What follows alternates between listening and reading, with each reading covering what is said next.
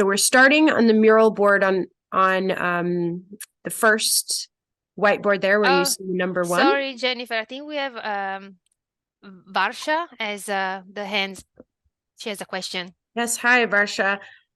Hi, Jennifer. Hi, Laura. Apologies if this question is clear to others, but I just was trying to understand the framing of the initial evaluation and the frameworks we were seeing. Are these to be considered kind of additional to other like core theoretical frameworks we use in SBTN? So like my mind goes immediately to like DIPSR and other frameworks that we use in the corporate science-based targets that are sort of the core of the work. Are these kind of building on that logic and thinking about kind of city-facing pieces, or how does this interface with the kind of core frameworks that we use across the other science-based targets for nature? Thanks. Yeah, that's a great question, Varsha, and timely as well, because as we move into the whiteboard, we do have just a quick overview here pulled from the slide presentation for those that might be joining late. I just want to clarify that this project, and I'll get to your question, Varsha. I just want to say this one thing and then I'll address that. So this project, the science-based targets for nature for cities, is part of a family of projects all by the Science-Based Targets Network. So this will be added to that. And the Science-Based Targets for Network is the primary like owner of this project and the project lead, with the Urban Biodiversity Hub and Metabolic as core partners in that. And then we have the consortium that's all involved in that, whose logos you'll see on the whiteboards, and you saw them in the slide deck as well. So where this project sits then in that family is that the science-based targets for businesses for nature and the science-based targets for cities, for climate for cities, we're at kind of an overlap between those two now, doing science-based targets for nature for cities. So I just wanted to put that in a little bit of context. So that means that there are approaches from those two prior products that have come out of this same family that have been in the past used as guiding factors in the framework, like the DPSR, which is the drivers, pressures, states, and responses approach to environmental assessment, as well as things like the planetary boundaries framework. So these are frameworks that are used in a different capacity compared to looking at which frameworks are already out there. So when we looked at the 20 frameworks that Laura just showed on the slide deck, those are frameworks that fit in to nature for cities and that have some kind of assessment like indicators or targets. And I'll get more into it when we come to that part of the board. So what we're looking for is what products exist out there now that provide target setting guidance, and that could inform how we do the guidance for this one. Like, what are those resources?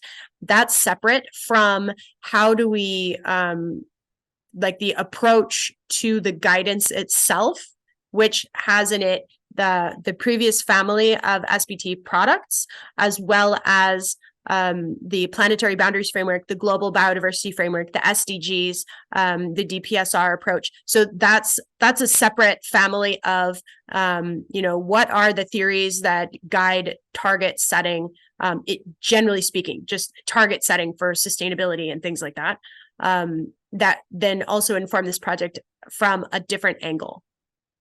So I hope that makes sense, Varsha, what I'm saying. As we move to the right on the mural, we talk about the assessment results in a little bit further. So we will be touching back on this again, but thank you for that question. And I think it's really helping to clarify what we're doing.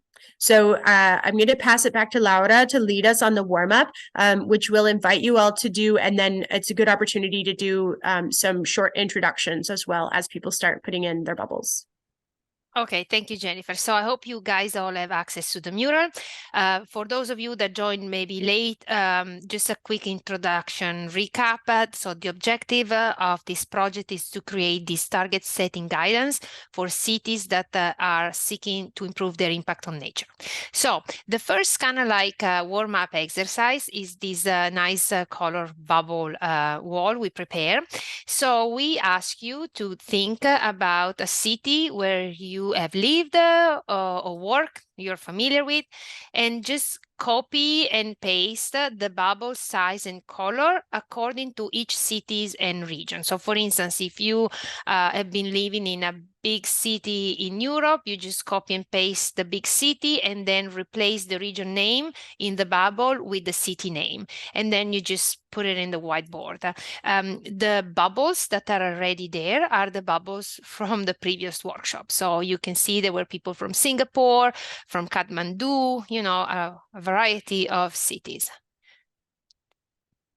While people are working on this, I just want to give a brief introduction to the functions in Mural. There's a couple of little shortcuts that make it very much easier as to what you can do. So first of all, a 2-fingered scroll will let you zoom in and out, going up and down. That zooms you in and out of the mural board so that you can get into the place that you need to go.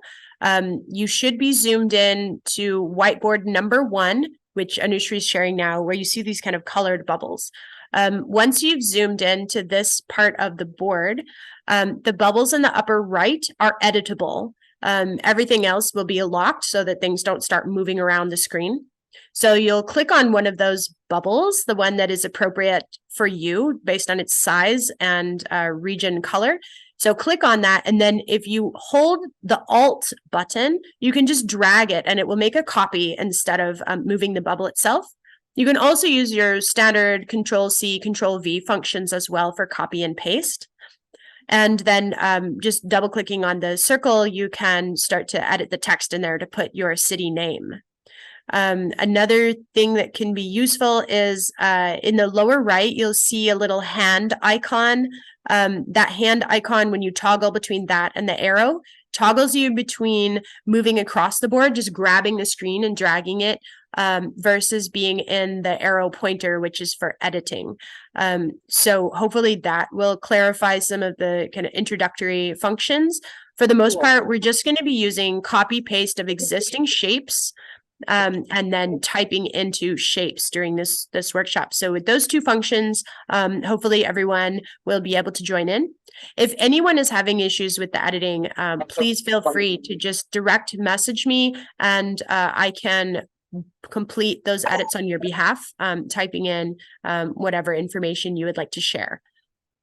If there's any additional questions on the mural, please put it in the chat. And if you're not able to edit the screen, you may need to log in with an email, but it should be that the link from the email that was sent to you about 10 minutes before this started, I believe, has the ability to edit. And it's possible that you had a different email when you registered because that's where it got sent. If that's the case, then please put your email in a direct message to me and I will resend to you the invitation. I'm seeing some direct messages here that I'm trying to address now, so.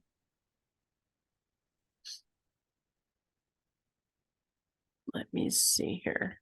Tony, I see that you weren't able to edit. I'm going to try to share to you again. See if I've got. If you send me your email, it makes it a lot easier in the chat.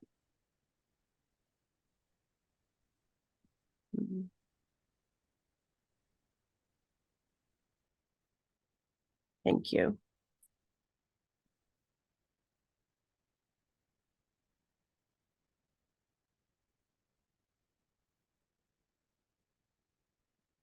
I think if people want to unmute themselves and also mention the city names, we can note them down. That also works. If you're having trouble filling it in. Yes, and if you have many cities, you can just choose some representative ones across different regions and scales. The idea of this is to serve as an icebreaker and also to give us a nice visual of what cities, what kind of types of cities and city viewpoints are represented by our participants. I know we have some very experienced people here. And Oliver, if you have not been able to edit the mural board yet, that's totally fine. You can simply just unmute yourself and give people an idea of the cities that have informed your experience and that whose context you're bringing with you to this workshop. I feel less like a cyber peasant. Thank you very much. I've No just problem. sent my messages. I think I figured out if I send it to Anushri, maybe she can help me just post it. I think that'll be the most constructive way. Thank you. Sounds great. Thanks, Oliver. So as we see people filling in, this is a good time to just take note of who is here, and we can invite some people to introduce themselves. I'm seeing a whole lot of bubbles from North America that look relatively complete. So maybe one of the people that has completed some of these North American bubbles can unmute themselves and just do a brief introduction. Is it Loanne, maybe? I know you're in New York. Yeah, hi. I did include New York, and I have a quick question. If the first group already has a city you want to include, I guess you don't reproduce it, right? The point is not to have two different groups. Right. It doesn't hurt, but yeah, the idea is to have lots of different cities featured. Okay, cool. And your question was that I need to introduce myself, is that right? Yes, this is just Okay. an opportunity, just a brief, because we have like 20 people here, but. Right. So, hi, everyone. I'm Loanne Diep, based in New York City. I'm a postdoc researcher at a university called the New School, and I work with the global network Natura, which brings together experts on urban nature-based solutions.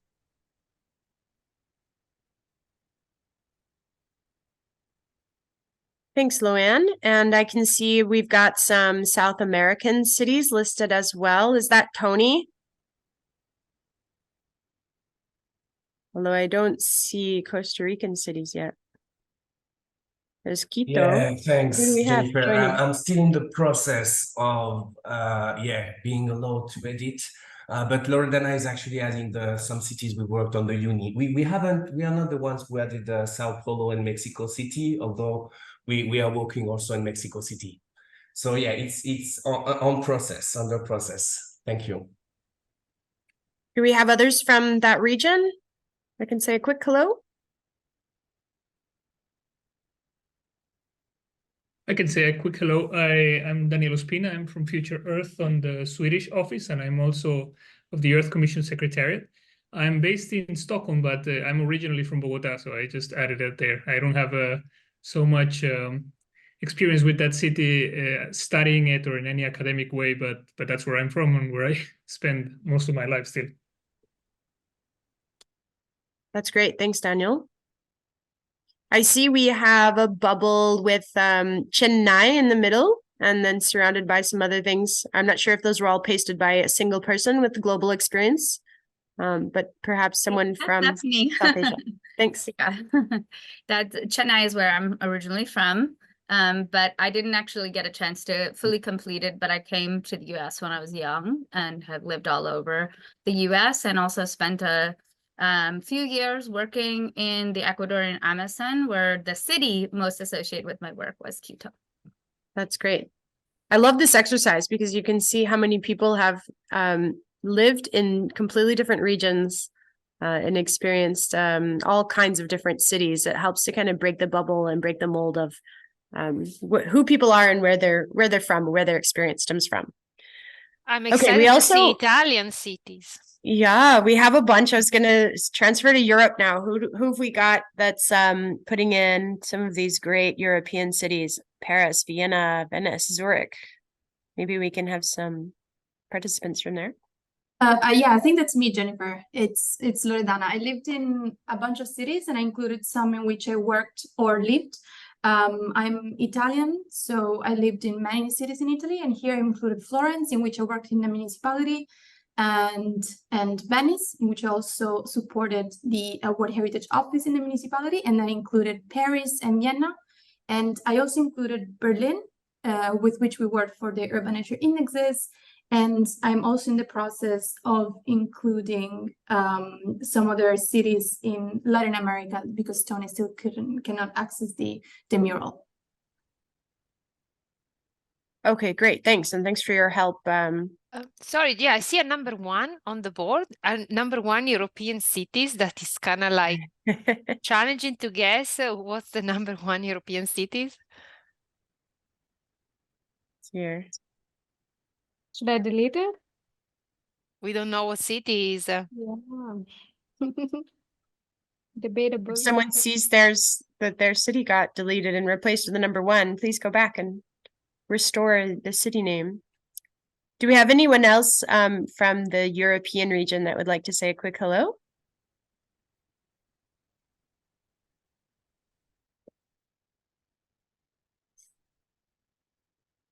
Yes, I'm Morten from City of Copenhagen. And I put in 2 other cities, London and Mexico as well. I worked and lived for 6 years in Mexico City and also 1 year in London. That's great. Hi, I can say hello from the UK. So I'm Armanel Lovell from CDP, which is based in London, but I've also spent quite a lot of time in some of the northern UK cities. So I put in Leeds, Newcastle and Durham. Thanks. That's so great to have such a diversity of cities in Europe represented. Finally, I see some cities here from Australia. Is that Susan Bexey?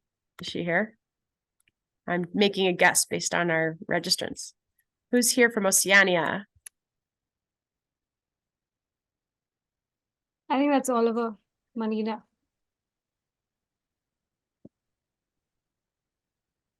Is it Oliver? Oh. Yes, yes. All right, anyone that we missed in here? Oh, we have some Cairo and Nairobi bubbles that have been added. Yep. Well, I've worked in both. I mean, Cairo is very exciting in terms of what they're doing, particularly in terms of new languages in urban planning. And Nairobi, of course, just because there's so many international organizations there and there's a national park in the middle of the city is quite a specific case. Yeah. Thanks, Oliver. So I think we have a pretty nice swath of cities represented here, and you can also look to the left and see which cities were represented in the previous time slot of this same workshop. So altogether, we have quite a global coverage, although we have some regions that are not as well represented as others. I'm seeing very few Middle Eastern bubbles, for example. So we'll definitely need to reach out in the survey and in other processes and try to fill in some of those gaps. But thanks everyone for your participation in that. And with that, I believe we can move along to the next section, which is the review of the results of our assessment. So for those of you that are following along, you can go to the right, and you may need to zoom out a little bit using that 2-fingered up-down scroll. Okay, great. So here you can see in a color-based form the results of the framework assessment for each of the 20 frameworks that we reviewed. So as a reminder here, we chose frameworks that had some kind of measurement system and that were looking at both the local context and nature-related questions. So then we assess them across 3 areas: how comprehensive they were, their relevance to this particular project, which is about targets and measurement, and then how they spoke to global and local scale issues. So within comprehensiveness, we have those 4 categories, and what you're seeing is the darker square indicates that within that category, there were measurable items that had to do with both nature and the listed theme. So except for in the case of habitat and biodiversity, obviously that's all nature. But for like human well-being and equity, for example, it was, the more strongly they're linking those things with nature and measuring, the darker the square is going to be, and the higher score that particular framework would receive in terms of whether we would go into more detail on this framework for our assessment and for this project. So, for example, the EU biodiversity strategy had both climate and nature overlaps, and then also human well-being and equity overlaps with distinct measure. Then the second category, relevance, is looking at in the relevance to this particular project. So we're looking for specific indicators for nature, and an indicator is something that you can use to track your progress towards your goal, something measurable. The second one is, did the framework actually include targets for nature, some particular measurable thing that would tell you this is what we're aiming for, this is our goal, and is a measurable target. And then the third item is, did they provide guidance to local governments or to their users on how those targets would be selected, so that they know what to prioritize and how to kind of think about approaching these targets? Was that guidance provided or not? And then within the final one, the scale topic, there we're looking for, how applicable is this at the local level? Were there items that were specific to a local government application? And then for global connections, we're looking for, at the indicator scale, did this framework link what's happening with those indicators or with those targets to global impacts, global outcomes, global agreements, that type of thing. So a pretty common thing is to link the indicators to the SDGs, each one. What we did not rate highly was if the framework talked about how important issues were globally in the introduction, but did not link that to the more individual targets or indicators within the framework. So hopefully that gives you an overview of what we were looking for and how we assessed the frameworks. And then as you look at the rows on the left, you can get an idea of which frameworks we assessed and how each one did within each one of these areas. We've listed them in alphabetical order, with the exception of the 5 that are listed in the top of the table. There are those that had the highest comprehensiveness, relevance, and scalar linkages among this group of 20 frameworks, and that we would intend to then treat in more detail in the ultimate guidance document that comes out of this project. So linking back to Varsha's question, this will be the lens of where we're sending people in terms of different frameworks that they can use, and those other frameworks like DPSR and the previous SBT products. That's where we're looking to how do we set up guidance more generally for how targets are set on a more general question. So what we're asking for now from all of you, we've shared this kind of general idea of where we've come from in the assessments. And we're looking for you all to take a look at this and see if there's something that either we missed or that we should pay greater attention to. It could be a framework that you know of that we didn't include, but we should. Or, maybe one of those assessment outcomes doesn't look right to you. We should double check it. So in the assessment results column on the right there, the yellow one, you can move a sticky over there and type in there anything you'd like to say about a particular framework or the assessment overall.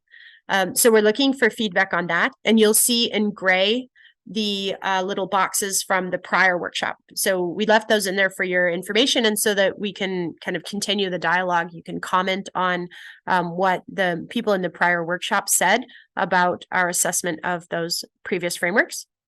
I'd also like to call your attention to the column to the furthest to the right. So there we're looking for information on the feasibility from an application standpoint.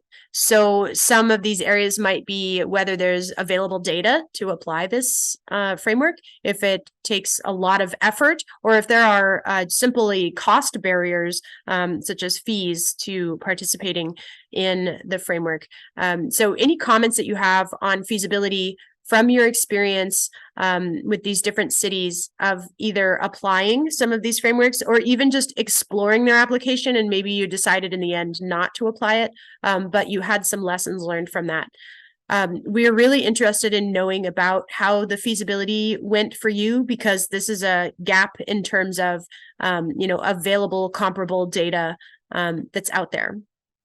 And I'd also like to add that we're not looking here for everybody to put something in every row. That's definitely not what we're looking for, because we don't anticipate that people will have experience across 20 frameworks. But rather, many of you may have experience in particular in 1 or maybe 2 frameworks. and you can provide your feedback for those. We even have people here who are intimately involved in the development or represent owning organizations of some of these frameworks.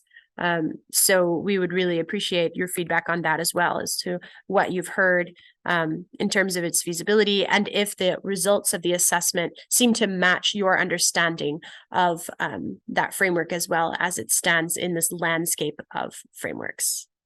So with that, I'm going to stop talking constantly and see if we have any questions in the chat, and also give you all an opportunity to ask questions out loud, or to request a certain sticky or anything out loud. We have a question from Varsha. Sorry, I sort of feel like I'm monopolizing questions here, so I promise this is the last one for a bit.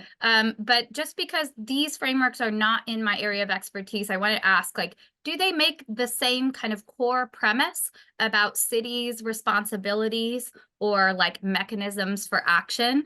And by that, I mean, like, are they all choosing the same lens in which to decide indicators, or how might we discern that from the table and evaluation we've seen? So no, there's not one particular lens. This is a pretty new field in terms of linking urban questions with nature. I would say that if there was a linking thing, it would be the Sustainable Development Goals themselves, because of the targets that have a global element that are linking indicators to global frameworks, that's the most common to actually connect those indicators to particular SDG targets. But it's definitely not universal. Right. Yeah, I'm just wondering, like, my mind goes to, when you're thinking about feasibility, how much is that affected by the kind of core premise of that framework, and what responsibility is assigned to the city, for example? Also, sorry, Jennifer, a comment from the chat. Everybody may be interested. If you have any other suggestion about the framework that we may have missed, please feel free to write there, put a sticky note and add more framework, and we can incorporate those in the analysis. Laura, I'd like to make a comment. May I? This is Oliver. Sure. It will be easier, because I think this will, first of all, I really want to congratulate you. This list is extremely comprehensive and extremely rich. I will take it, just so you know, for my evaluations from here on, and I want to make sure when you talk about, science-based nature and city targets or measurement sticks, I think we should assume that you're not talking only of impacts. This has been on my back, because there's been a lot of discussion about impact. And that looks to me as if we're talking from the point of view of natural capital only of expenses, not of revenues, or that we would be talking only of the impact and not the incentives. And of course, the global framework, and many of those frameworks that you're talking about, they're actually as positive as they're negative. So it would go actually to measure the sustainability both on the negative and the positive side. I just want to reinforce that. And in that sense, I think my view is that your measuring sticks of comprehensiveness, of scale, and of relevance are very important, but they also depend, of course, on the user. So I just wanted to know if, a bank uses those targets differently than a community in Africa. And so obviously we need to think, I would say that you're talking about those for the communities themselves, for the cities themselves, right? You're not talking about regional development or global development banks. Can this be just maybe because otherwise it would be best to consider all of them.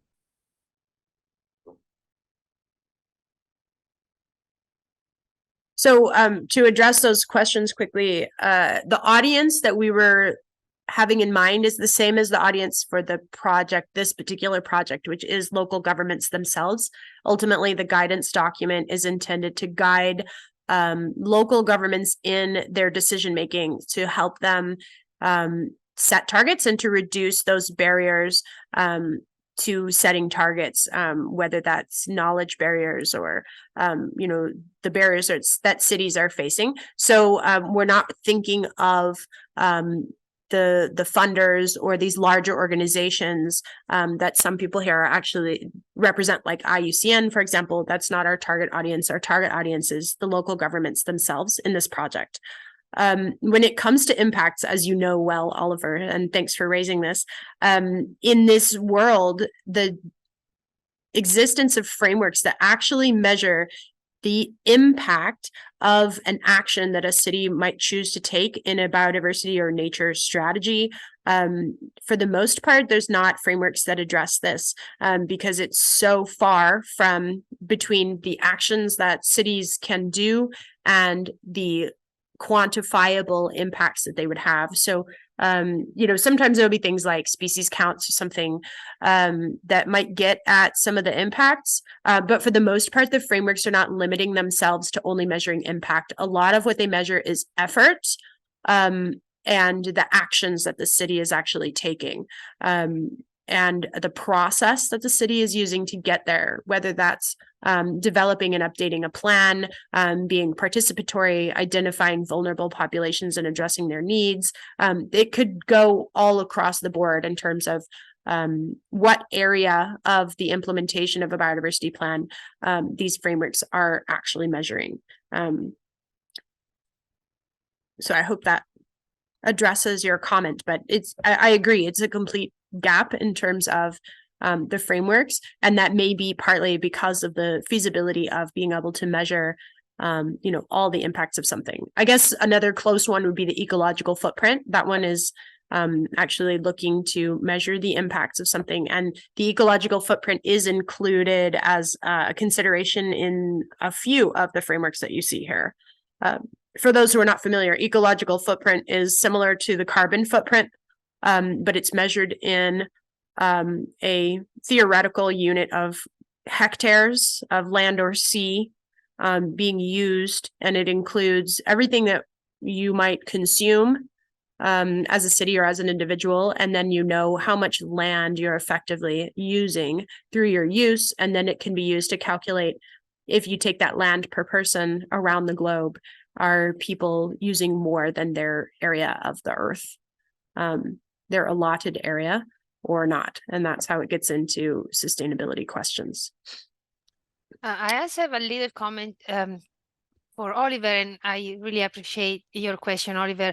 One thing that I think is also missing from this framework, like a big gap, is they don't really capture in their indicator a measure of some sort of return of investment if you invest in nature, you know, and that's kind of like something that is missing, and it can be linked to more like the financial world, how to kind of maybe push more for some of these climate mitigation or adaptation action if we had some sort of way of capturing this return of investment, because you invest in nature, but in return you have something. I know this goes into the economic you know, aspect of how we kind of monetize nature, but I think that's also missing in this framework. So that would be a good tools to have, and so to keep pushing forward the implementation of, you know, sustainability action.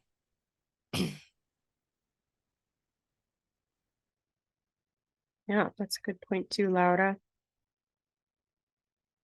So I'm looking at the table. We're getting some really nice things filled in here. We have a list of, so I see down at the bottom planetary boundaries being suggested. That is included as the other type of lens that Varsha was referring to. So that will definitely be included, but it's not the same kind of framework as these are. That's more like it's yeah, it falls into a different category within the assessment. It's just difficult to explain. And then I see here the C40 Urban Nature Accelerator targets. That could be nice to include as well. Then we have yellow stickies. So as a reminder, gray stickies are from the previous workshop, but you could definitely comment on them. Yellow stickies are for this active workshop. So starting at the bottom, yes, we're seeing the theme of like Singapore index cities may modify to fit them locally. I've seen that pattern around the world from different cities, and even at the national level, they'll make like their own version of the Singapore Index. Also, I saw there was a nice comment on the ecosystem accounting framework, but then the comment disappeared. And I just want also to highlight that some of these framework, like the European Green Capital, the European Urban Biodiversity and so on, and even the biodiversity strategy, they are all kind of like under the same umbrella of the European Green Deal. And then even under the European biodiversity strategy, we have these tools that the European Commission is kind of using to push the goal of the main strategy through like the European Capital Award and the Biodiversity Index. And there are even other tools that they provide, you know, for cities to implementing the sustainable framework.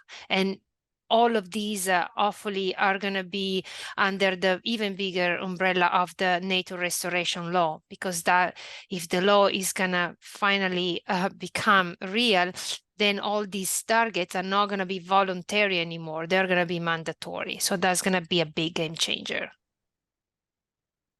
But I like that comment of the ecosystem accounting, because that's relevant. It's another big tool to help showcasing the importance of the ecosystem services and indicators needed for the accounting purposes.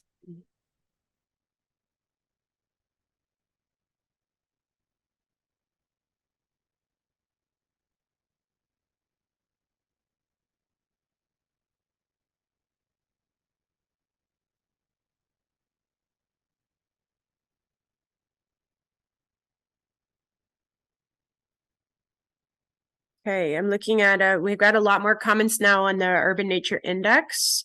Saying so prior in the previous workshop, there was comments on the Urban Nature Index after a comparison of index products frameworks, that this one they used in their comment most feasible, but in the end when I asked for more information on it, it wasn't quite feasibility. It was like closest to what their needs were for that particular city. And then I see someone has commented on that indicators can be completed using already existing data. Many indicators. Yeah. I mean, the Urban Nature Index is a bit different in the way that it's set up, because there's a set of indicators that are suggested, and then many different alternates can be used. And the number of indicators that would be completed to consider the uni complete varies anywhere from 5 to, I believe, 25, or 6 to 24, I think it is. So it's a bit different than some of the others where you would complete every indicator in order to complete the index. Let's see. And the effort of this one, efforts depends on the number of indicators selected. Yep. So for the making nature city framework, somebody's typed in practical identification. I mean, they're coming from a practice point of view. I think that's a very relevant point. But the only issue which we found in this framework, that the indicators were not measurable per se. There was no target setting there. So if somebody wants to, the person who has filled this in, would you want to comment further on this, of how this can be done in terms of target setting? Or have you seen any other examples?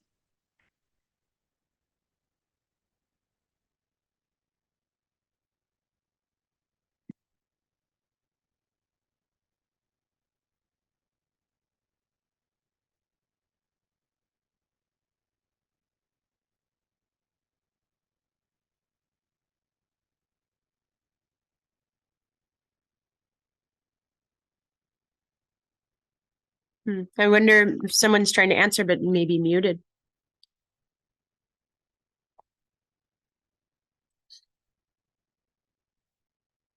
But that's all right. If they're having problems with audio or something, can always add additional comments there to elucidate that original statement too. Or if someone else has a comment on that, that's also appreciated.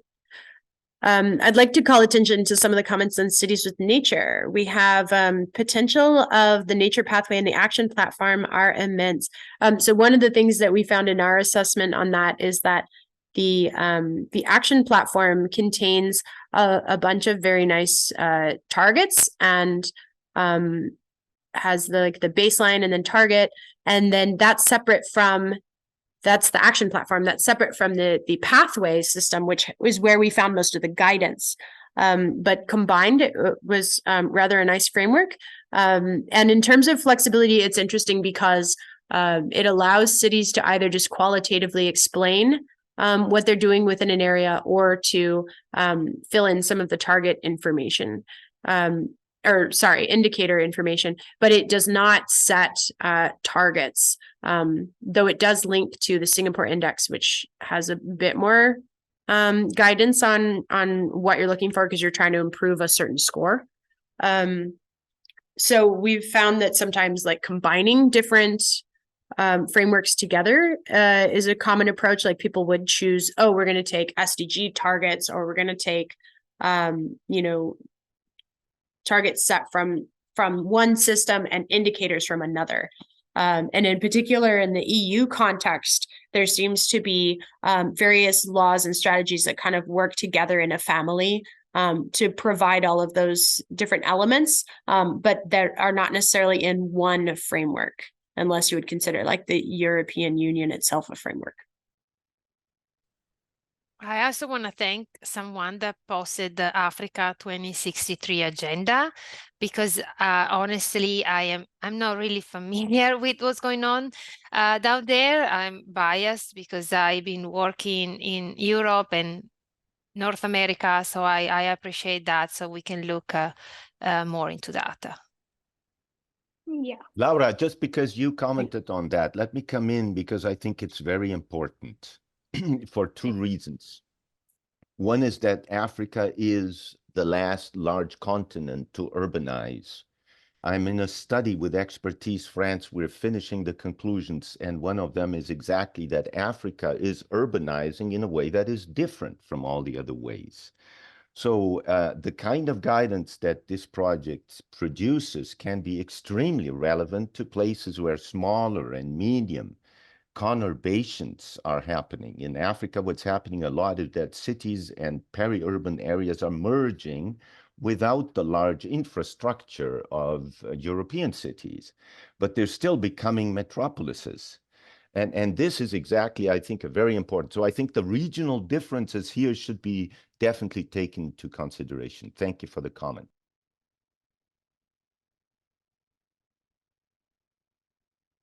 Yeah, thanks for that, Oliver. I can also pull from the previous workshop.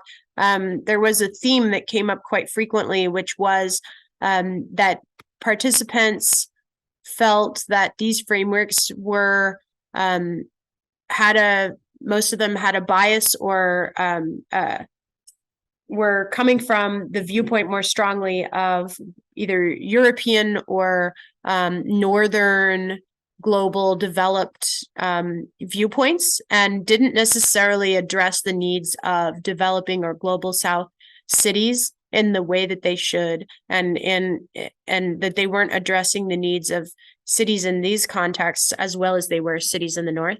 So this was a consistent comment that came up across several of the whiteboards in the previous session. So it's now popping up a bit here from an African city perspective. So it's interesting to see that theme coming up a couple of times here.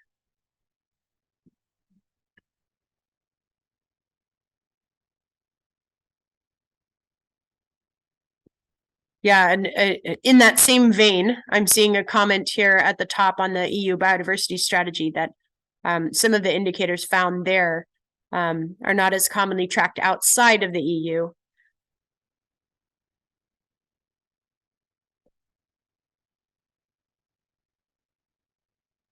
Jennifer, I think we should move to the next. Yeah, as I know, it's so interesting. I like to stick around in this one, but you're right. We probably do need to move to the next one. So let's see. I think that I'm passing this on to Ricardo, my colleague Ricardo, if he's available with good internet. Yeah, thanks. I am here. Hello, everybody. It's so nice to see all the different comments and all the dynamic on the board. I'm going to be guiding you now for the first activity, which is going to be target setting approaches, where you're looking at it here now. It's different boxes where you will be choosing one of the boxes, and I'm going to do that now on my Miro. You will be choosing one of the boxes and then copy paste the yellow boxes to add an answer to the questions: what approaches have you used to set measurable, actionable, and time-bounded targets for nature at the local urban level? For instance, we can be thinking about that someone could be looking at the policy at the city level to be able to set up targets and guide the targets at a city level. Or we can be looking as well at the sectoral priorities of that particular city to be able to set targets. We will have 5 minutes to do this brainstorming, and then after 5 minutes, I will give a sign to change to another box. And probably you will find other people that have been leaving their comments as well. And the idea is to build on those comments. Is there any question about the dynamic of this first exercise? I can also just draw attention to the gray boxes below. If people see things down there that they'd like to comment on, please feel free to do that. That's from the previous workshop, the ideas that were shared there. Thank you, Jennifer. So if we are ready, then I'm going to set up the timer and yeah, we can start. Feel free as well to comment, and I can also help you typing as well. I'm putting all the ideas.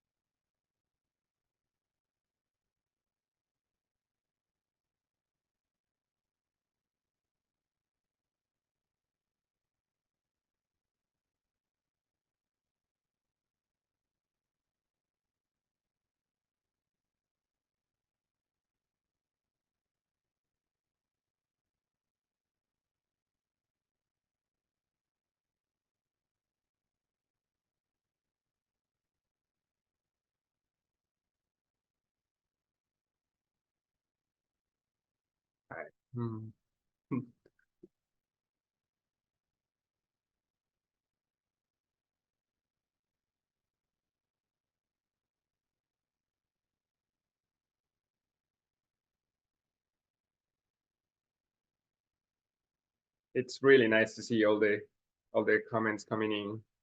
Yeah, everyone's so quick. Everyone is so quick. Yeah. So nice. The idea here is just to start brainstorming about all the different possibilities that could be used for target setting. So all ideas are welcome. Yeah. We have 2.5 minutes for the next, for 2.5 minutes left.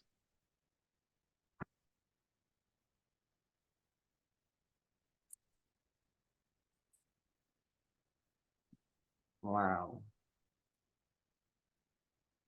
Local priorities, challenges, defining targets based on local challenges. Amazing.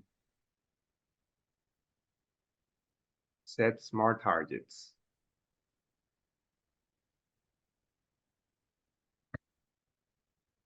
Perfect. Evaluate baseline. Just as we're doing this, Daniel, do you want to ask the question that you had so that we can discuss about this through? Well, no, I don't want to take too much of your time in the workshop with it, because I'm sure that there is a good rationale for what are the type of frameworks you're going for and not, and it's always hard to explain these things in a workshop when all the time is so valuable. But it was just that I was just trying to understand the whether the type of frameworks that you are interested in discussing right now are what are the criteria for those, and it seems.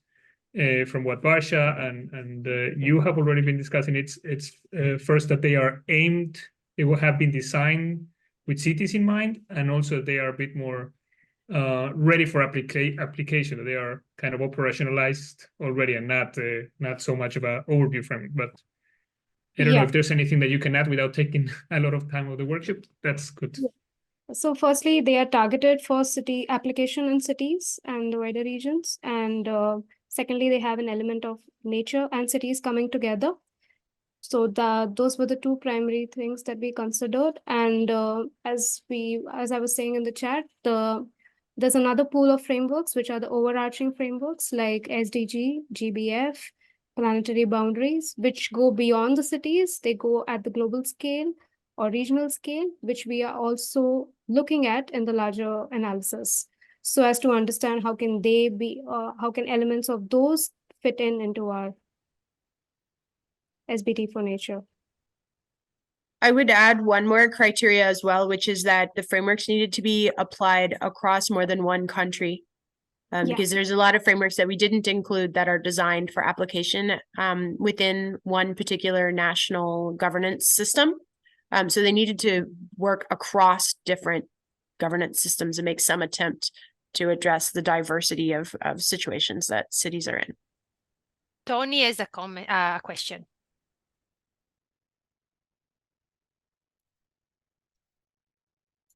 Hi, thanks.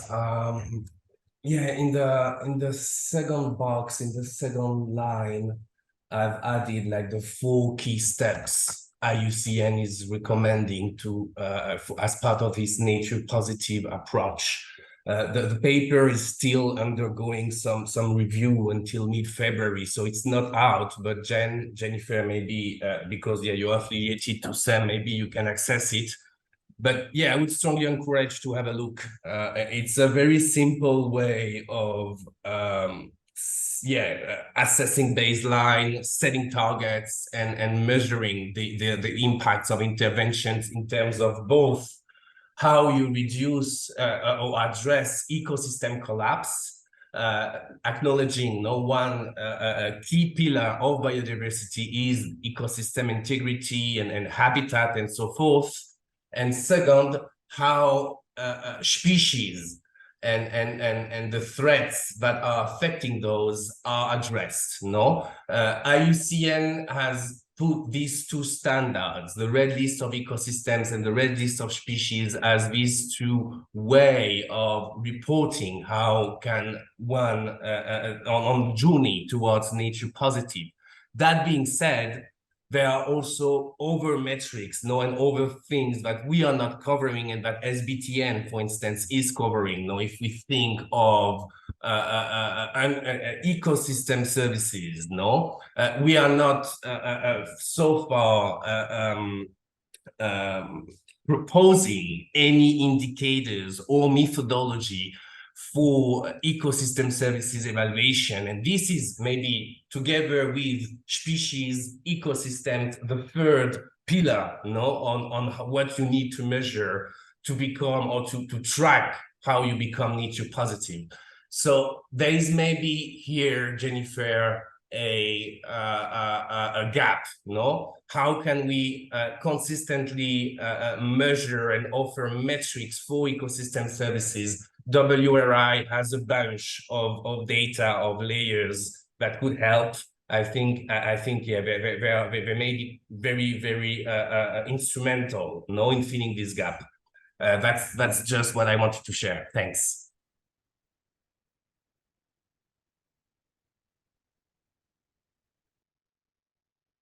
Thank you so much, Tony, for your comments on it. We have been taking notes on it as well. I don't know if anyone else would like to comment. I like the comment on the cost-benefit analysis of the climate adaptation from Copenhagen. I like that because it's something that I'm working on myself here in Norfolk. So that's another very solid approach to push the implementation of this nature-based solution and target. Thank you, Laura.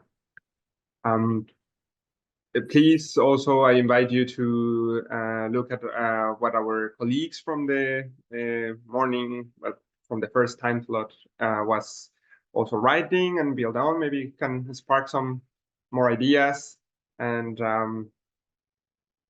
yeah, we still have some 7 minutes more for this activity. So I'm also distributing some little hearts here on the side.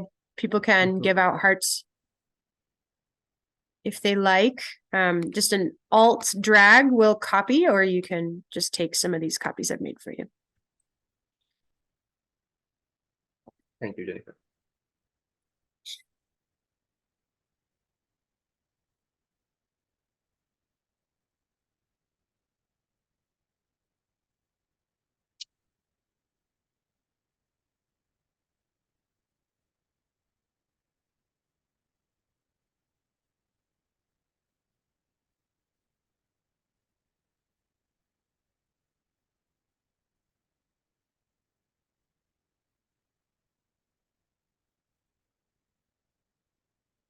I'm looking at some of the comments, adjusting targets based on things like commuters, tourists.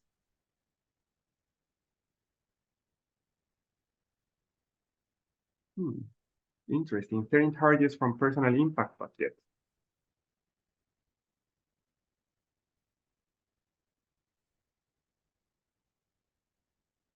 I wonder what does it mean if it could be.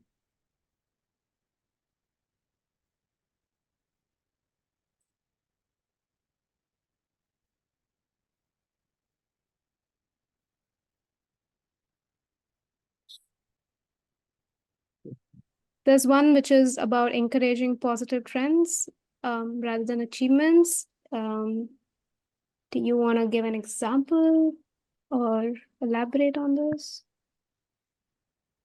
Yeah, sure. It's Loredana from IUCN. I included it as part of our work with the urban nature indexes because we realized, and Jennifer from UBHub might have more to add on that.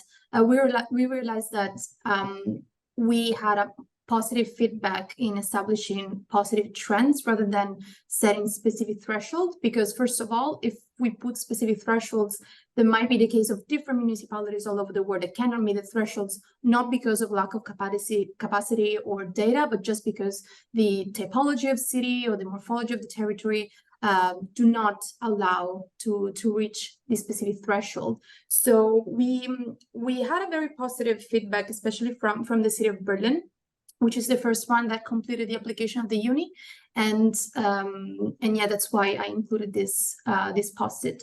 Maybe regarding target setting in the context of this project, we can also discuss about establishing, let's say, common percentages or common, like a common amount, a collective amount of positive trends. I don't know how to explain it better, but instead of setting a specific amount or a specific threshold per each indicator, we can, for instance, say, I don't know, like 30% positive or 30% increase or 30% improvement or something, because that's what we've been doing with the uni, and we found that it's a very positive approach so that we can also adjust to different contexts, and also allows for a high degree of flexibility in its application. Yes, that makes a lot of sense. Yeah.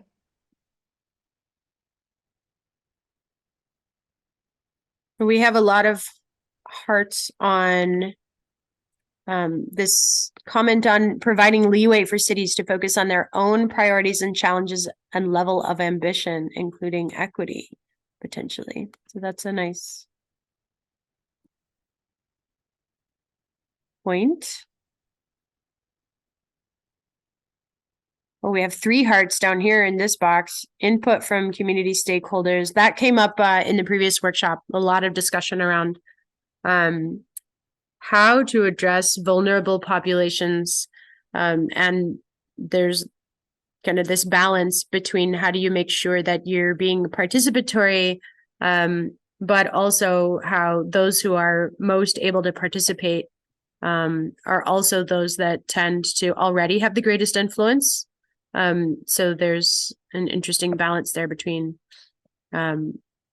empowering people more equitably and including participation.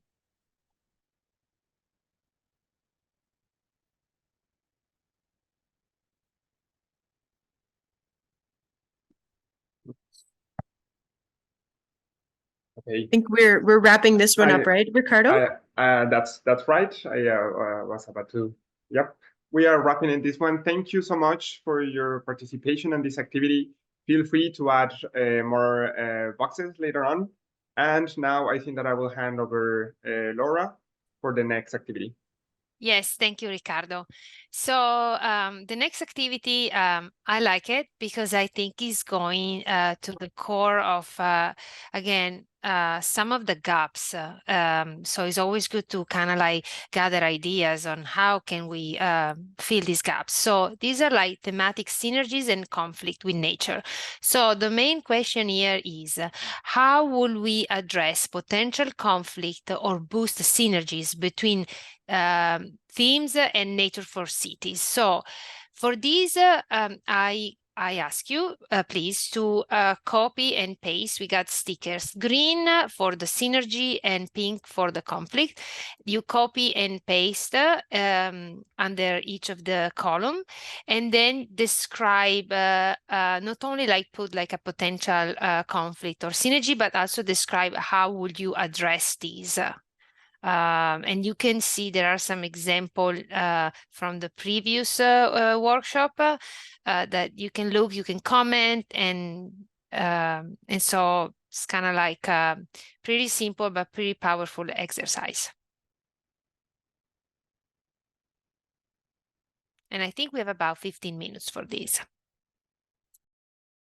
Hi, Laura, can I ask a quick question? The Sure. themes, are they based on some kind of framework, or where have they come from? They come from our analysis. We identify those, and so those are the main one that we identify. But if you have more themes, also please feel free to suggest in the other column if we are missing something. I can clarify too that this the analysis for identifying these themes was different from the one that we showed you with the frameworks. In this case, we were looking at the IPBES drivers, the bioshed framework, I guess you'd call it, or theory. And then we also were directed in this project to look at synergies and conflicts with particular areas, like human well-being, for example. So we took those, and then we looked at the SDGs, the planetary boundaries, and the global biodiversity framework across various SDGs, and identified areas where there were potential conflicts, depending on how things were applied. And then those potential conflicts with achieving nature goals, as well as the goals within those themes. And then those are the ones that we pulled out as the column headings here. But we also provided an other column in case there's other areas that people feel should be discussed within this application. So hopefully that gives a little bit more context on where the column headers came from.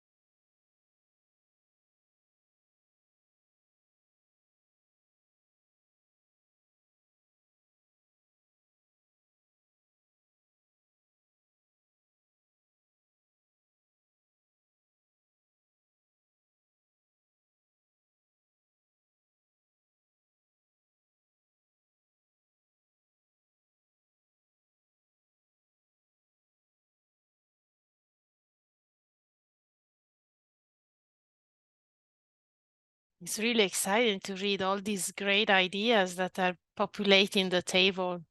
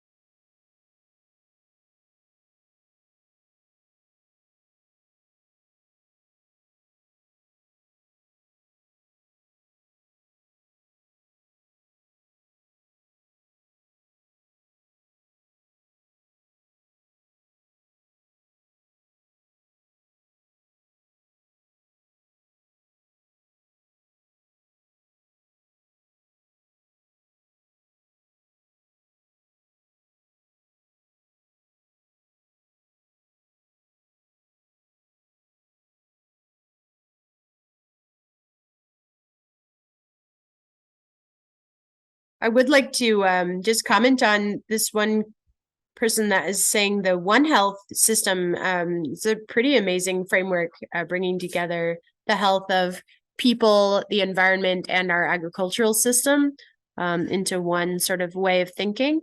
But I'm wondering if the person that provided that comment has had experience attempting to apply One Health frameworks at a local level, and if that worked well for them. It would be nice. No, the answer is not. No, this is Oliver, and I was the one who put this in, and you poked a very good point. I know that there's a lot of attempts on that, and I know that ex-colleagues of the Secretariat are working with the World Health Organization and many others on going urban and seeing that, but I don't think, no, that there's a global initiative towards that. It just makes a lot of sense.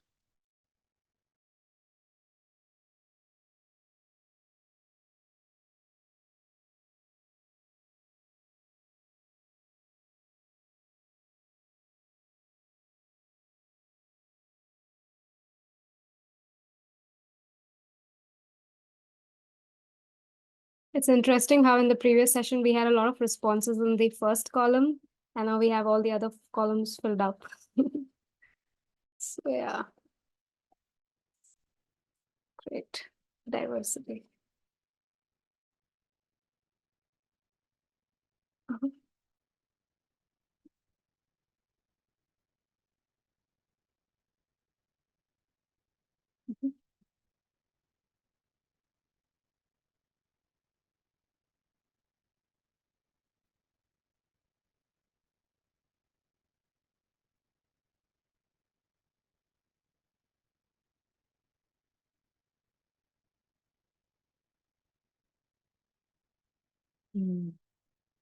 Somebody raised an interesting point on technological solutions. I think that's a very timely comment here.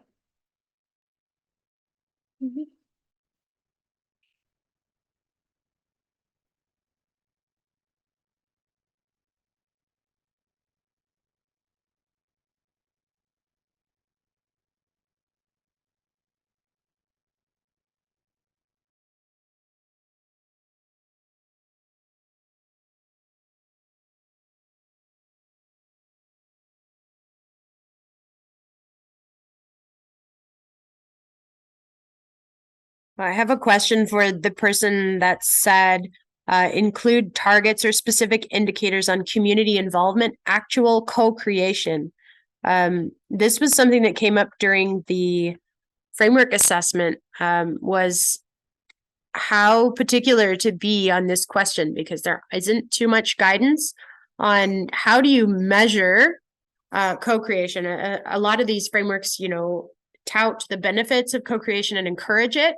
But identifying ways of actually making that co-creation measurable was a real challenge. I'm wondering if the person that made that comment or anyone else has any approaches to that they can share.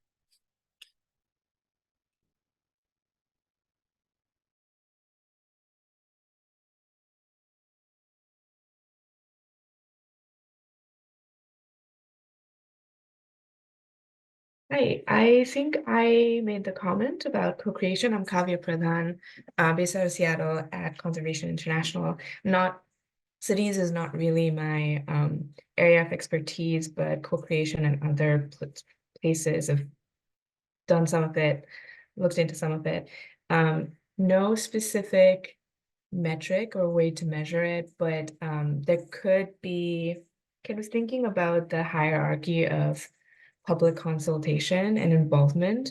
There could be some sort of metrics associated with whether a process is simply giving the public information versus getting consultation from the communities versus how many community leaders are involved in the design, like putting numbers on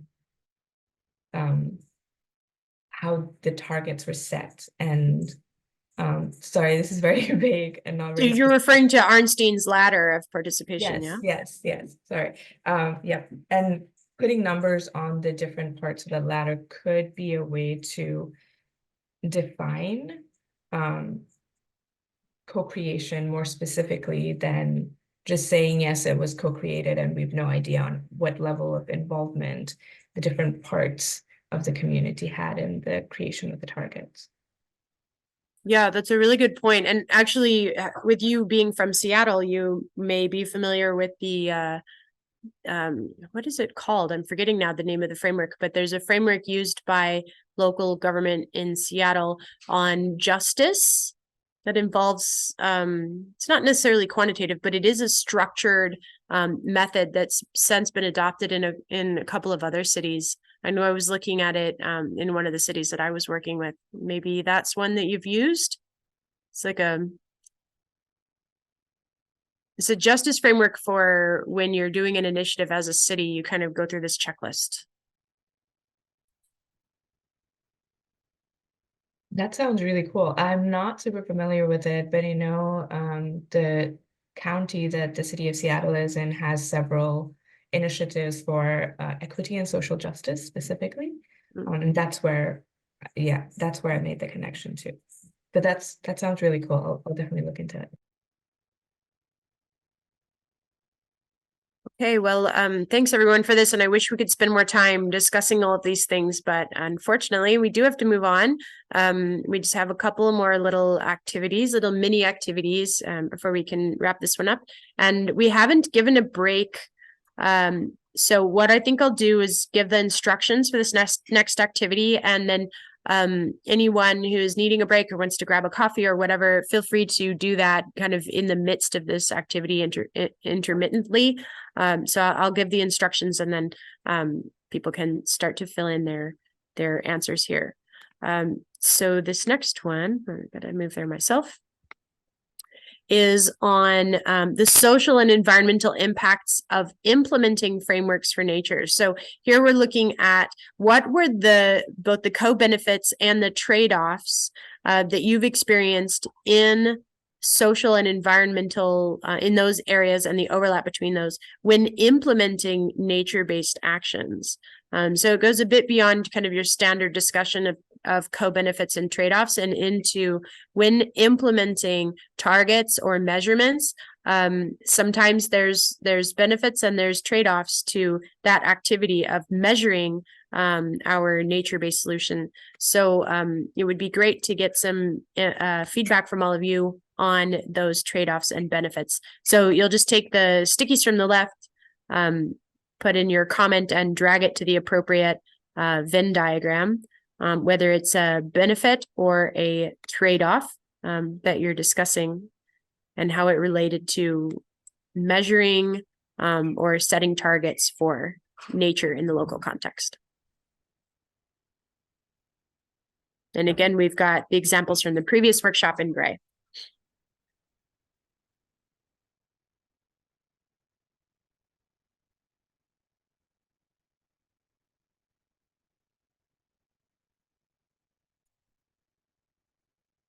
And we have about 10 minutes for each one of the remaining boards that you see. There's three boards in 30 minutes. So.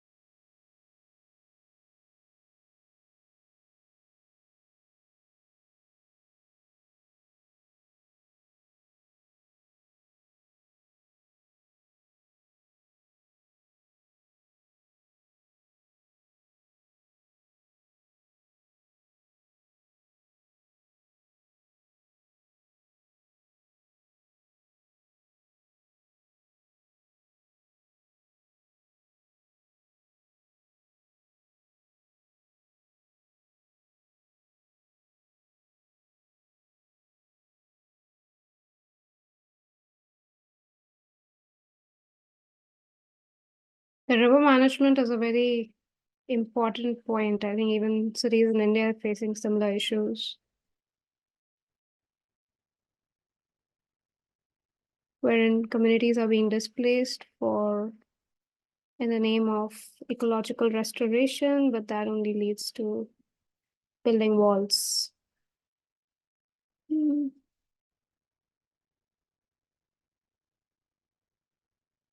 Yeah.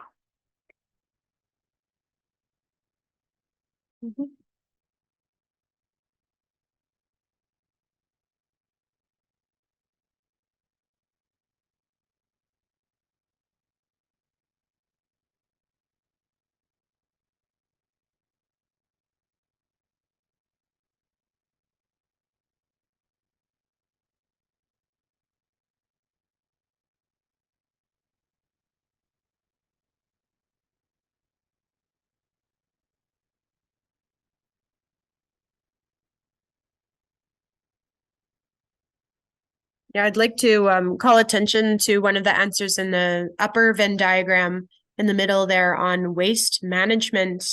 Thanks to the person that put that, because it's a huge issue in particularly in developing countries, but even in developed countries, we have issues of liquid waste dumping and various things like that. But in the global south, there's particularly solid waste management concerns that are regularly not addressed in nature frameworks.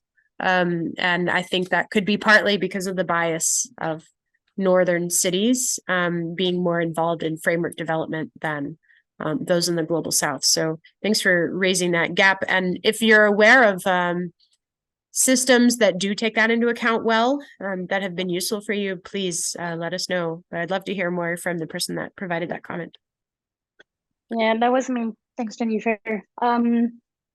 Yeah, I actually added global north and global south cities because my experience is more in African and Latin American cities. But from living in New York, where I realized that waste management is a massive issue, I understand that it's also a global problem. I don't have any specific framework that is relevant to mention, but just to say that also closely links to the river management issue that I also put in the trade-off thing, because from working in Sao Paulo, where river management discussion always go back to waste management, these are just things that are interlinked, which if addressed together could probably lead to very important benefits.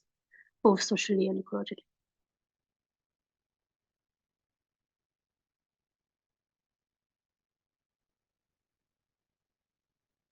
Thank you, Amy, for joining in. Thanks. Bye. Bye, Amy. Thanks for joining.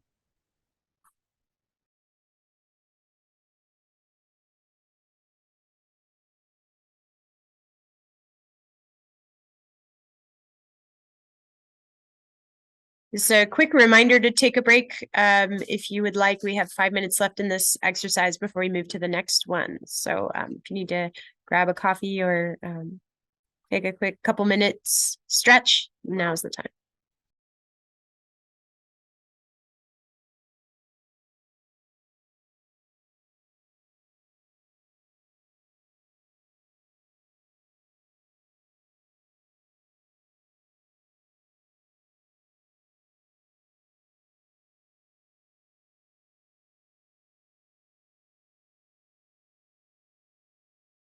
I think Oliver added one point about how we are importing northern technologies. I think it's really valid, even for river management as well as solid waste management, of how we are trying to make solutions which work in global north, work in global south, where the context is different, densities are different. We're dealing with a whole set of other issues. Yeah. Hello, would you like to add anything to that?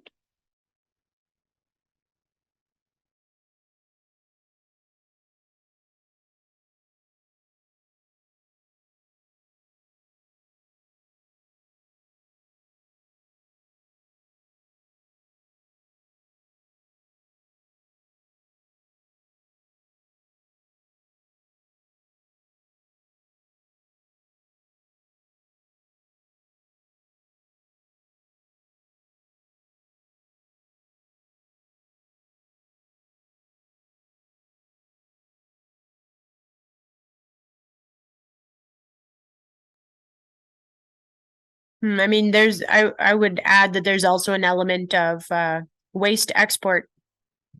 At least in the North American context, we're not in a situation where we're handling all of our own waste.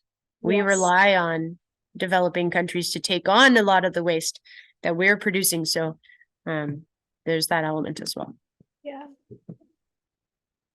I think they had a recent documentary where they were showing how the fast fashion is ending up in Africa, and it's creating dumps and dumps of landfills. Yeah, it's filling it in. Yeah.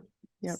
And I'm always thinking of my colleague in the Philippines who was studying how to handle plastic waste that was not being produced by their country, but by other countries, and being shipped often without any official trade records to the Philippines to sit there and pollute their ecosystems and their environment.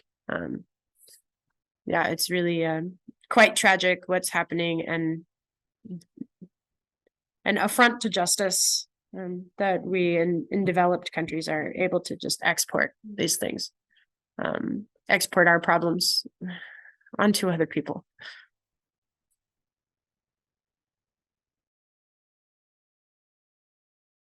Okay, we will be wrapping up this exercise. So any last comments or things that people would like to highlight in the conflicts and synergies section? We'll move on to the next one in 1 minute.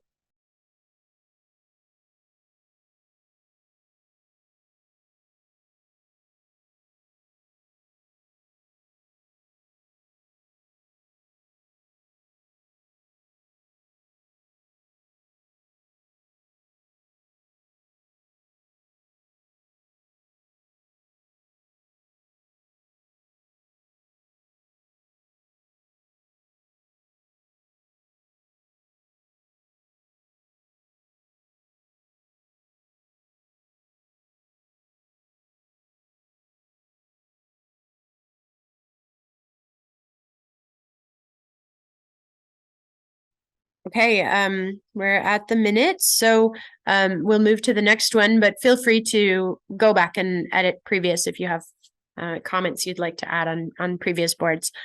So the next board is quite directly linked to the project and the decisions that are coming up soon for this project. So as we mentioned in the introduction, for the guidelines, we'll be providing a document that guides cities through target setting, just generally speaking on nature. But we're also tasked with identifying one or more themes that we would go into more detail and get into the indicators and that sort of space to provide additional guidance for local governments. And what we're looking for here is assistance from you all about what would be the criteria that we should use to select this pilot theme. So we have some example criteria on the left. And you can see in the gray boxes the feedback that came from the first time slot of this workshop. So feel free to just copy over a box from the left. And if you agree with it, you can leave the text or you can change it to your own voice, your own ideas. But we're looking for things like, should we choose a theme that is like super complex that cities need a lot of guidance on? Or maybe a theme that cities are commonly trying to do something with, but maybe in different ways, or one that's like close to being more standardized, but not yet. A theme that is lacking a lot of data. Maybe a theme that gets into this global north, global south question.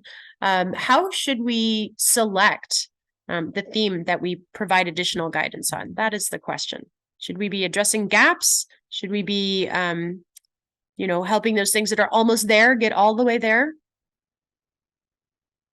Tony's asking for examples of themes. So we have not landed on one particular list of themes. We've seen some different themes in this workshop, like the land use one. But I think it could be anything. So some examples that have come out before is just stuff like a theme of water, a theme of aquatic ecosystems, theme of how we address pollution or water use. Could be all kinds of things. I tried to pick one area of like water-based themes for that one. But so it could be all kinds of things. It could be governance actions. The themes could be anything. But I imagine we will pull them from themes that exist in the frameworks that we've found already, since we've done that thematic analysis. But we haven't yet limited ourselves. Great. So hopefully that helps, Tony. Yep, it does.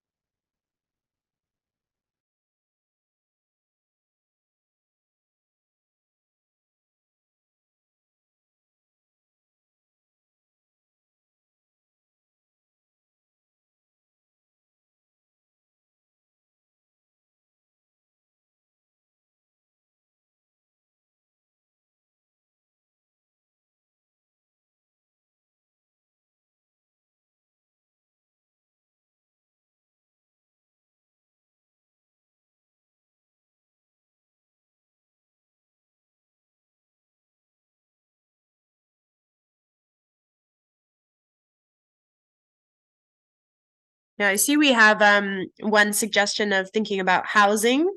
So definitely kind of a crossover theme with social issues, and then a question on that of how that could be linking to nature. I would also be interested in knowing what's behind the selection of housing. Is it the idea that it's something that's topical now outside of the environmental world? In some places, housing is like the #1 political thing right now. I know that's true where I am. So is the advice here that we should be linking to, hot topics outside of environment in order to help cities bring together those priorities? Or what's kind of behind that selection? Because we're looking for the criteria, not necessarily the themes themselves. That was me again. It was kind of fun, and I was a bit worried, which is why I put afterward. That's a tricky one because it does link to so many other things. Housing is a key analysis unit to think about a lot of aspects of nature, including wastewater, water as a service, waste as a solid waste, energy, and everything around the house as well. So I think that's a very important but complex one to link to a range of problematics which are relevant to cities as they develop their own environmental agendas.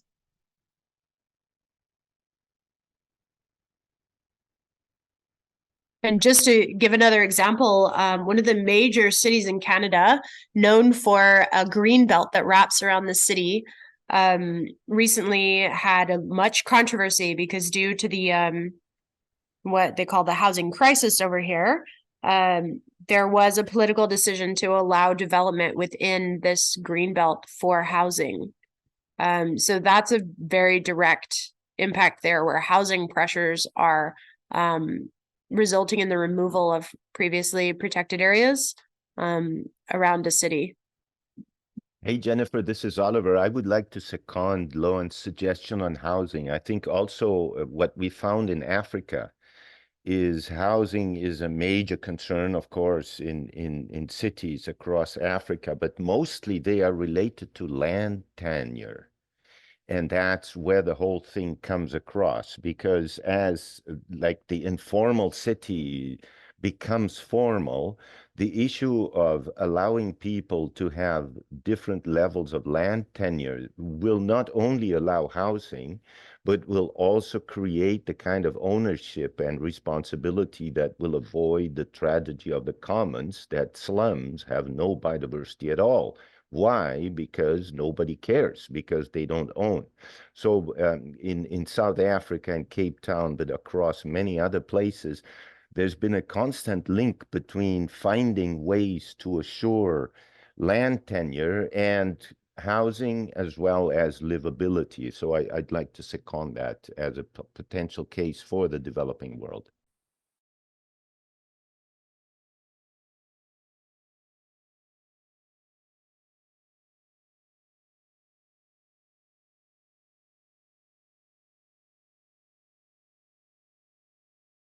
Thank you, Varsha.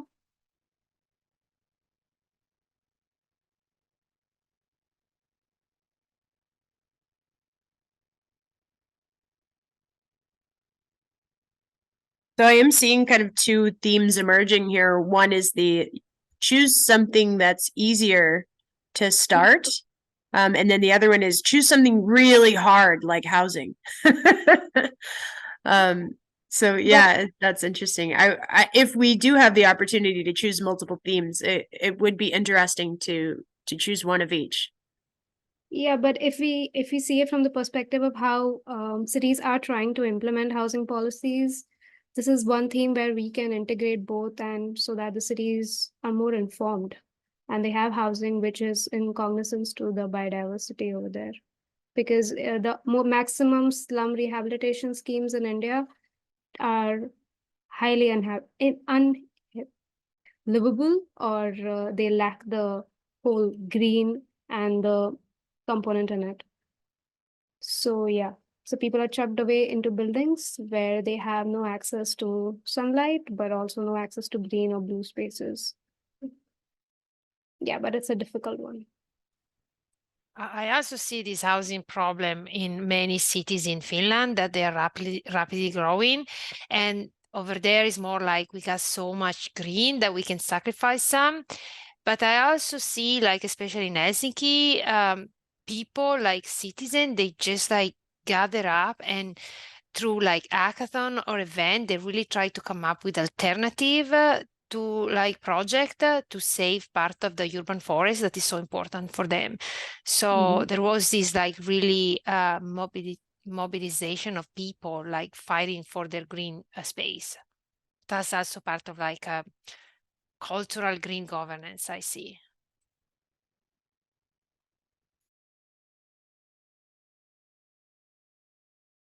Another dynamic to think about this is whether we're choosing an issue that's a global sort of scale issue or a local scale issue, because things like housing is something that is quite often addressed at the more local level, or at least subnational level, compared to like protected areas, which is often more of a national level priority.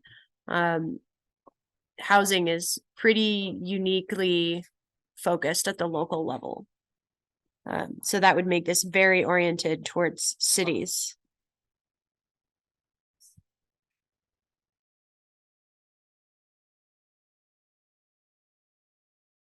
Jennifer, we need to move to the next one in 2 minutes, I think. Yeah. Yes, 10 minutes remain. We're almost done with our time. I feel so sad. So we have the next whiteboard here is designed for your feedback on the session and reviewing what we've done so far. So in our last 10 minutes, feel free to go back to previous boards as well. But we're looking for your concluding remarks, key takeaways, hopes that you have for our project outcomes. How can we better serve your needs with our outcomes? And then in regards to the workshop, how can we improve?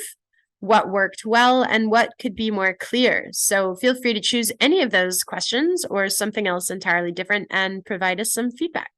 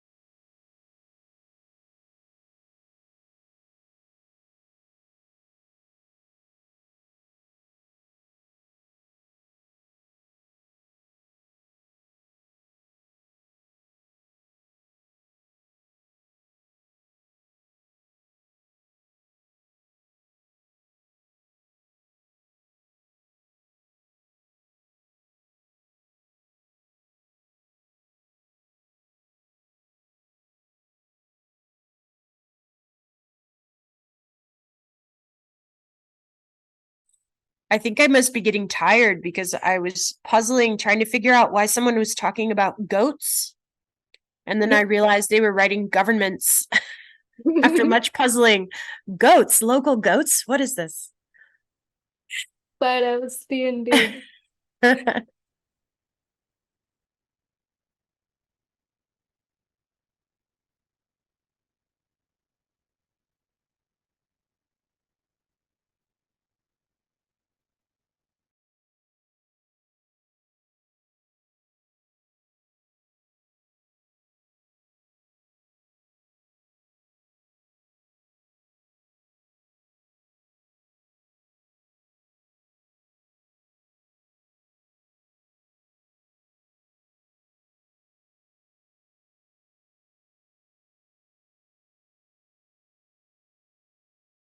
Okay, so while people are finishing up their comments, and we really appreciate your feedback and thank you for your compliments on the workshop itself. I just want to call attention to opportunities in the future to stay involved with this project. So this was the first workshop of 3 that are planned at a minimum for this 18-month long first phase of this project. So you've just participated in the first workshop, which is more oriented towards kind of the theory. The next one will be more oriented towards the application, the practical application, and will emphasize more some city participants. Or no, I'm sorry. The next one is more on the indicators themselves, on measurements. So there we're looking for expertise within particular indicators. Then the third workshop which Metabolic will be running, our key partner Metabolic, will be talking about practical application. You can also be looking for the survey coming out within the next month or couple of weeks. Going to all of you, we would really appreciate your feedback in the survey, which will be following up on some of the issues that were raised in this workshop and questions that we have moving forward on the project. So a big thank you to all of you for contributing to the development of this project. And we hope to see you involved in the future. I would like to give an opportunity for my colleagues to give their comments, and then also for Guillermo of Metabolic to just give a quick thank you to all of you, and anything he'd like to say about the upcoming work that they're doing in their workshop. Thank you, Jennifer. I'm just gonna keep it very short. I would like first to thank all the people that are attended today, because it's been an amazing work that you have done. We will have to take some time to collect all these thoughts and put them in practice. So as Jennifer said, we will lead the work package number 3 of this process, basing our work on all the work that Urban Biodiversity Hub and all the other partners are doing currently. So we are very excited about this, and thank you all for participating today.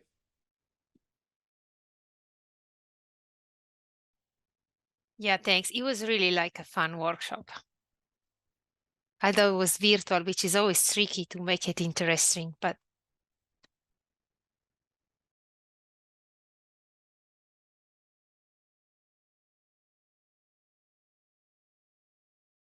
yeah, just echoing also my colleagues' comments. No, congrats and kudos to UBHub fellows. I think it was a really engaging session, and yeah, really pleasant to be brainstorming and sharing ideas with you all. Thanks.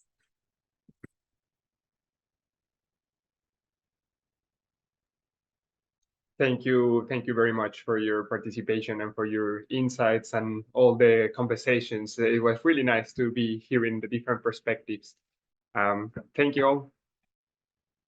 Thank you for the overwhelming responses and your energy throughout the evening, morning, or afternoon. It has been very informing and also a useful experience. Yeah, thank you.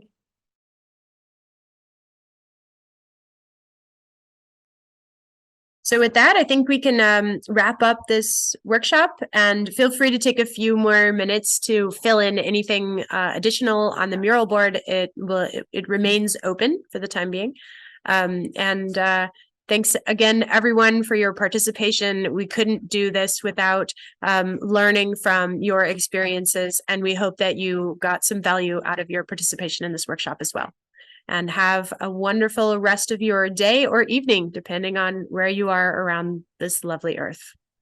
Thanks, everyone. bye everyone. Thank you. Thanks. Bye.